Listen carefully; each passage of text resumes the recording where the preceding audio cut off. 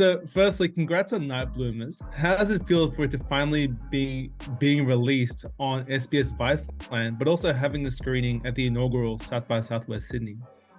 Yeah, I'm super thrilled to be part of the SBS Digital Originals, that it's premiering on Halloween this year, and also just with South by Southwest, the festival premiere, which is this Friday.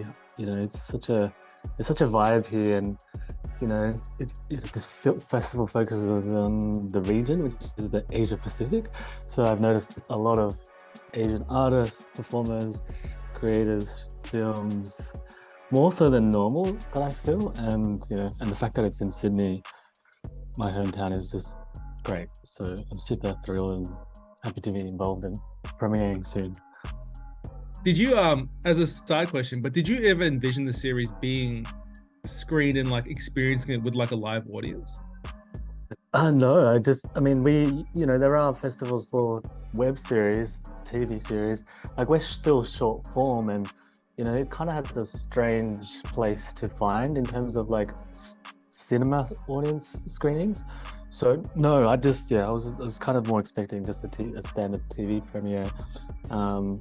So it's a bonus to have it on in the big screen. With the proper sound and large screen, I guess. Yeah. Sure.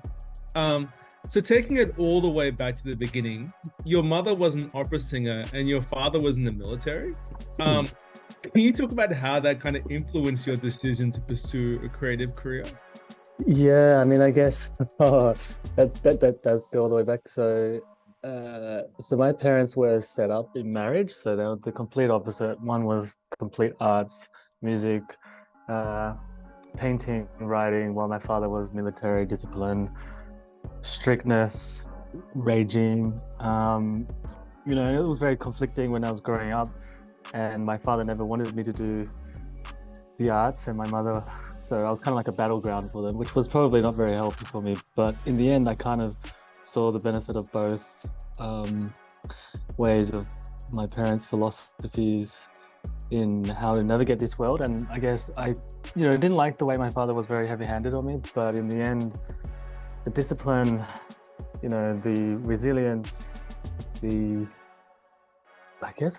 strength of mental strength for this industry, I guess I got from him. And yeah, I'm very much a split between two of them, because you definitely need discipline in this industry to keep pushing and keep writing the next draft and to keep showing up.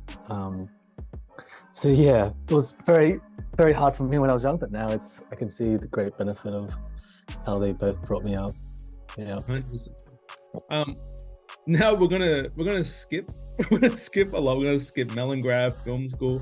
We're gonna go straight into Night Bloomers. So what was the initial inspiration behind Night Bloomers, and what drew you to horror? Yeah, so I've always been, so two parts of that question. I've always been drawn to horror and ghost stories and goblins and trolls and just like elements that are out of this world, but can blend into our real worlds, which is very much strong in our Korean folklore and Korean shamanism. So that kind of storytelling was always like just in my blood, I feel. In terms of Night Bloomers, it originally was a film that was about, four disenfranchised boys from the suburbs stealing their dad's car and going on a night ride. And then during this night ride, all these weird, uncanny things were going to happen to them. But when I was pitching for development funding, they were like, oh, maybe consider this as a TV series, because a few years back, they were trying to push the industry to do more episodic, because I guess, that was where the industry is kind of going. Like, TV is more commercial and profitable. So I readapted it for an anthology series, and it just kind of evolved. Like, I picked up a writer, we picked up another writer, and then we just grew together in how this project could be, and then now it's an anthology episodic series. Can you talk about that period? Because something that really interested me was there was a part where you were making it into a webtoon. Oh, yes. With a Korean artist. And as someone who loves webtoons and has read a lot of like dramas that have been adapted from webtoons. Can you talk about that experience a little bit, and then making it then into a series? So like, Yeah, for sure. So the way I was developing the series, so I was writing it, but I also have a production design background. So I do read a lot of webtoons like yourself. So I never made a webtoon before, so I just kind of wrote the series in a webtoon format and went for some funding to work with some Korean illustrators who are now completing it at the moment. So they're just drawing the episodes and we'll be sending that through this year.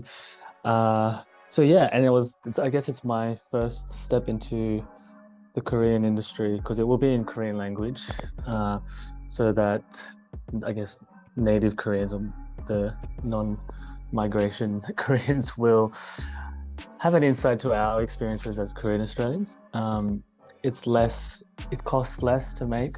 So yeah, it was just almost like an experimentation of like, how can I tell my stories that's achievable and fast to get up, and for me to then tie in with my live action version, because a lot of Korean series are adapted from webtoons. So yeah, it's my first array into webtoons, it's my first array into the Korean storytelling industry, and it's something I think I'm going to continue doing.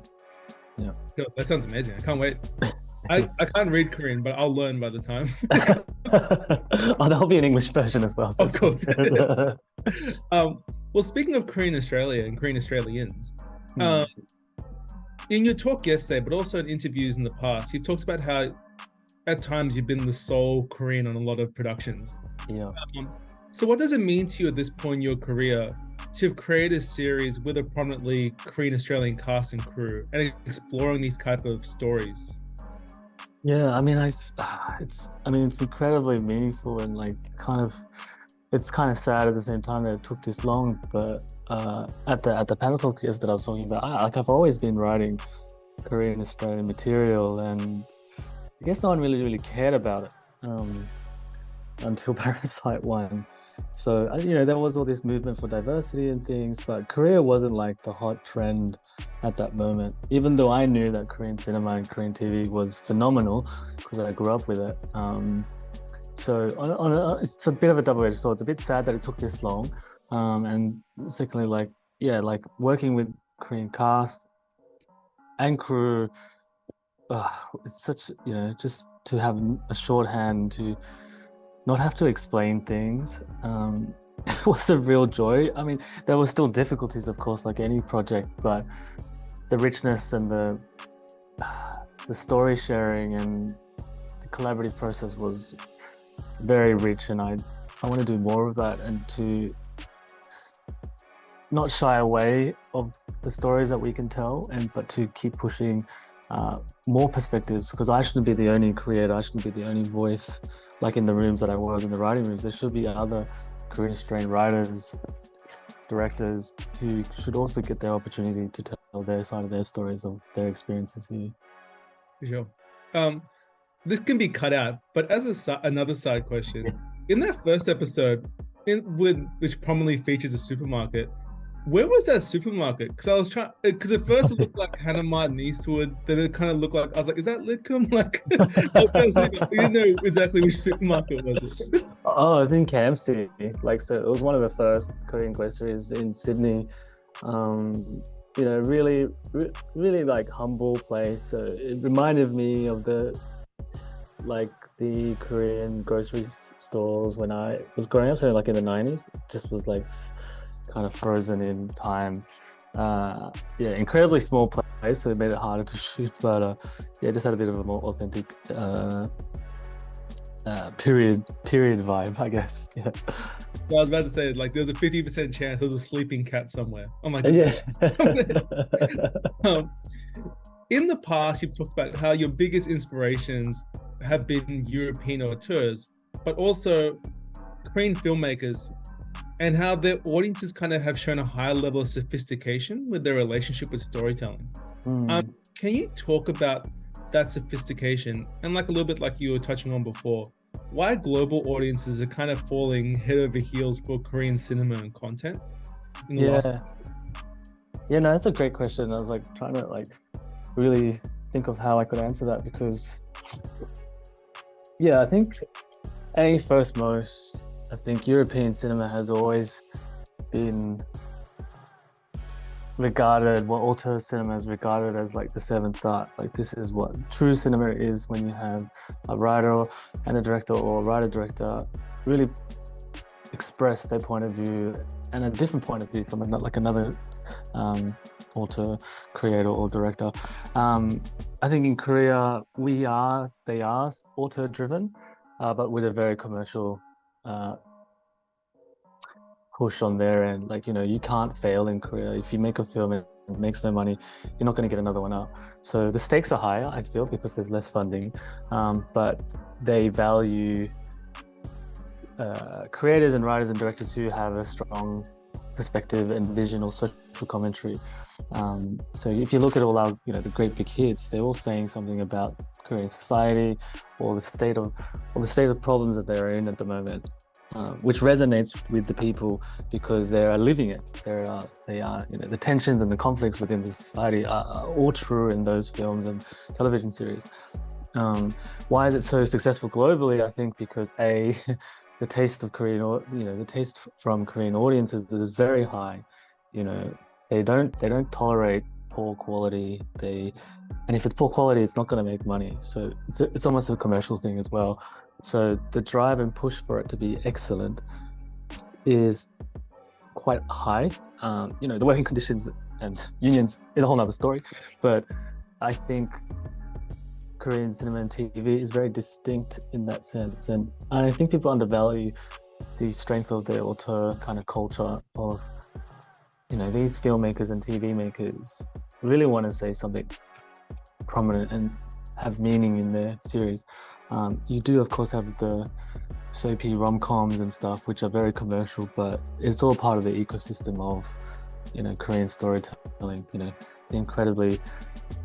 incredibly high aesthetics. Like, you put value on high aesthetics and almost perfection. So, there's less room for error. Let's put it that way. I think so as well, for them, and I think we can learn from them. Yeah, definitely. Well, as a very last question in relation to that, in 2018, you found the entertainment company Turnabout. Can you talk about being a creative bridge between Korea and Australia, and what that could mean for like creatives here or filmmakers here?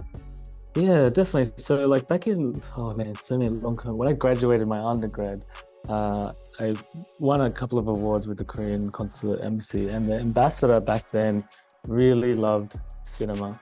And there was no real Korean Australian film community or culture. And he's during his term in Australia, he just really encouraged me to keep pushing and to keep telling Korean Australian stories. And then over the years, my career kind of grew, and the Korean Australian government, DFAT, I guess took notice of what I was doing, and so slowly invited me to these things and asked me to apply for funding. And it just, over years, I developed a relationship. So this is like, with trade and Korea international trade, just kind of tracking me and saying, we could definitely do something together, but we just don't have the people who know or have the knowledge of how to do more collaborations. So I'm on a board right now where we're trying to do more exchange and dialogue in terms of how we can work together in our entertainment industry. So it's very early days. I have another meeting with them at the end of this year. So there's definitely something growing and brewing underneath there. In terms of the company, that was initially just grew out of wanting to have a home for my place or for my work. I'm very protective of my IP. So I think a lot of diverse creators and writers and directors don't realize how much they're signing over when they have an idea. And, our stories are valuable, whether they think we're experienced enough. But it was really important for me to retain my IP in terms of like owning the stories and also being able to profit from my own stories. equally, because you had the different pay structures is really different. But not to bore you with that kind of stuff, we also created Turnabout so that we could have a place for other filmmakers, you know, that we want to grow with. You know, we're working with other writers where we want to support their voice, like a singular voice, with a very kind of auteur spirit of allowing them to say what they want to say when they want to create their own series or their own film, so that we can do it slightly differently to the companies out there, you know. And we're still very young, but we want to grow with the next gen people, so that, you know, we can share the Australian landscape of storytelling to the world. That sounds amazing. And yeah, thank you for your time and congratulations on Night Bloomers. That's all good. Thank you so much. Yeah.